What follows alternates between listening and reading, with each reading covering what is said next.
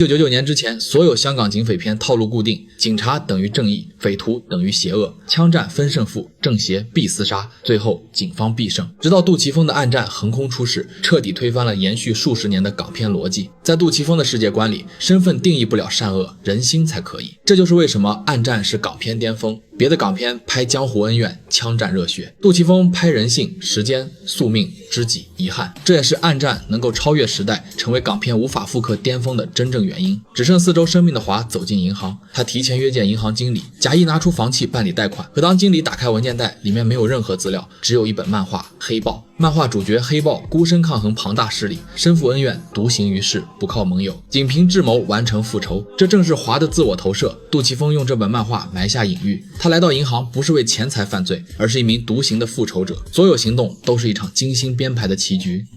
先生，你开玩笑吧？你在笑我？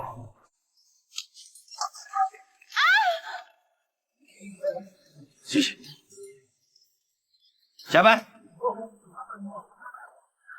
银行职员惊慌四散逃离，唯独留下银行经理充当人质。他逼迫经理打开保险柜，取走1包钻石，然后将经理牢牢捆绑，随后钻入办公室顶部的通风管道，顺着通道潜入隔壁公司，在保险库通风口架设摄像头。完成布局后，原路返回银行，复原房间内所有物品，还特意将2捆现金塞进银行经理怀中。这笔现金是华抛出的一场人性测试，他想要印证自己对世人的判断。一切准备妥当，谈判专家也抵达公司门口。整座大厦都是警察，你跑不了的，先放了他吧。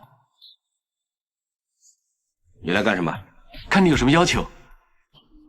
你跟我谈，开门。贵姓？我姓许。许先生，我不喜欢你的声音，叫别人来跟我谈吧。我是重案组总督察黄启走啊！你可以跟我谈，这件案子是由我负责的。走啊！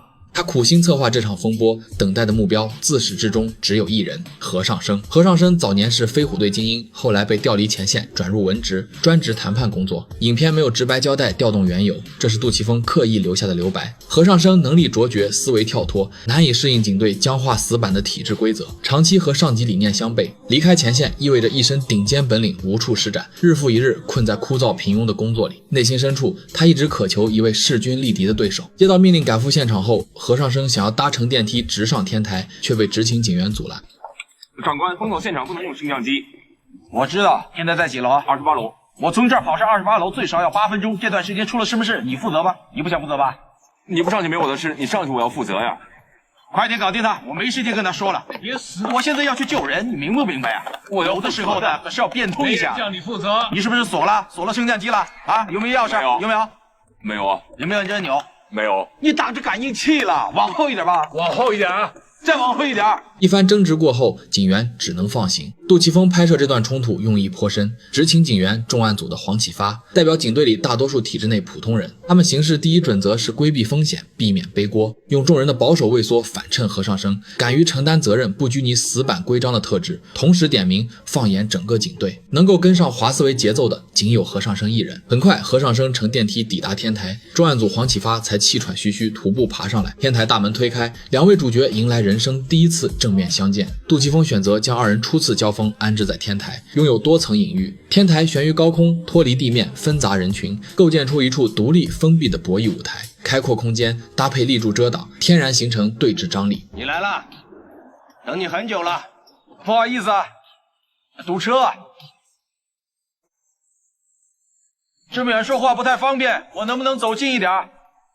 我身上没带武器的。我是何尚生督察，有什么可以帮你吗？我想他们要什么你比我清楚。有的人想要钱、车、飞机，或者见见老婆。你有没有女朋友？不要紧，我不想要那些东西。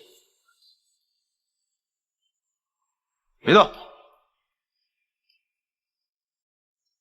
何警官党的疑匪，我们不能瞄准。我是不是很聪明？是。怎么称呼？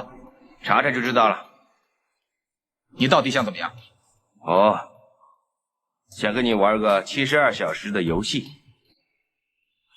糟了，傻瓜碰上傻瓜了。此刻双方心态截然不同，对华而言，一切尽在掌控。这场对峙不是偶然结案引发的碰面，是他精心筛选、步步引导促成的赴约。他清楚何尚生的履历与实力，生命仅剩4周，孤独无援的他希望借一场72小时的游戏，寻到能够看懂自己布局的知己。枪声骤然响起，银行经理应声倒地。突如其来的枪击狠狠震惊了何尚生，他瞬间醒悟，眼前这个人和以往所有罪犯完全不在一个层次。飞虎队迅速合围，准备实施抓捕。华抬手亮出压力引爆器，声称只要松手，炸弹即刻引爆。都站住！这是压力引爆器，只要我一放手，炸弹就会爆炸。黄启发，看你脚底下。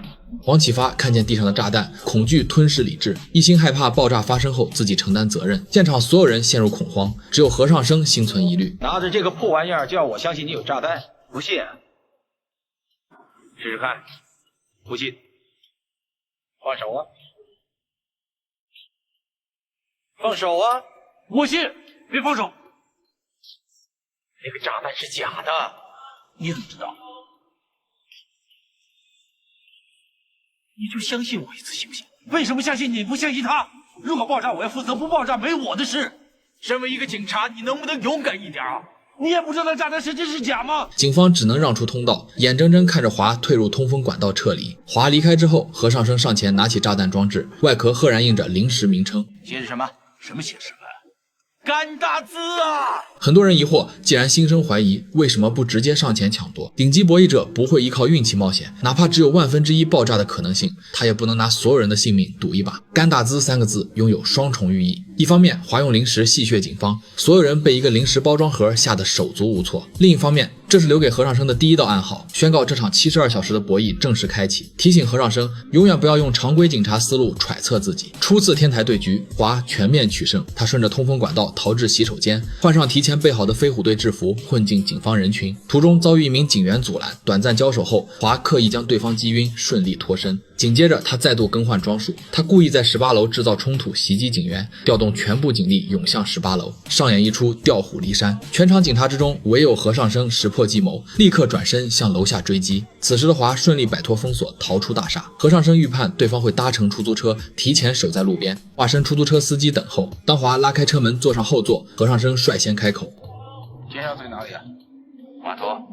简单一句问话是何尚生的试探，他想要观察对方目的地，捕捉更多线索。华很快察觉司机身份有异，悄悄拿出手枪装上消音器。狭小的出租车化作密闭擂台，没有外援，没有大规模武力，只剩下智力与胆识的1对1较量。此刻何尚生依旧坚守警察职责，想要将对方缉拿归案，但他已经清晰感知这名对手非同寻常。去哪儿？最近的警局。一个人。够了。你没枪啊？怕我杀了你？你看他打我，手很翻的。是啊，很危险。他冷静利用环境规则限制华的行动，反观华并不在意自己最终是否被捕，他享受二人对等交锋的过程。僵持之下，华举枪朝向窗外连续射击。我不是每枪都这么准的。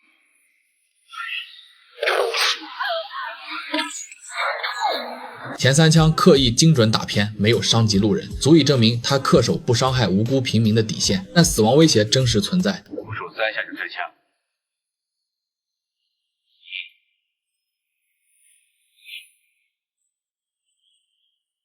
何尚生无法看透华的心理底线，永远不能确定第4枪是否会直接射杀路人。身为警察，他绝对不能拿路人性命作为赌注。华精准拿捏这份责任带来的软肋，逼迫对方停车，为自己争取脱身机会。当何尚生踩死刹车，华早已打开车门，消失在街道。镜头转回银行，经理天台倒地只是华制造的假象，他仅仅被击晕，并没有死亡。经理前往警局录口供，中途借口入厕，走进洗手间，掏出华早前塞进他怀里的2捆现金。他内心反复挣扎，一边是唾手可得的巨款，一边是法理底线。几经权衡，他最终选择把现金藏匿在卫生间，打算占为己有。不少观众认为这条支线和华的复仇主线毫无关联，属于多余戏份。可这恰恰是杜琪峰用来夯实电影内核的关键段落。华是游离规则之外守住底线的复仇者，何尚生是身处体制不甘平庸的执法者，而银行经理代表世间千千万万普通人。他没有滔天恶行，可直面突如其来的欲望，道德就开始摇摆。杜琪峰借这个小人物道出核心命题：善恶从来不由身份标签定义，人性的考验随时都会降临。杜琪峰在这段开篇对局里完整铺展整部电影的核心思想。传统警匪片清晰割裂正邪阵线，但是现实之中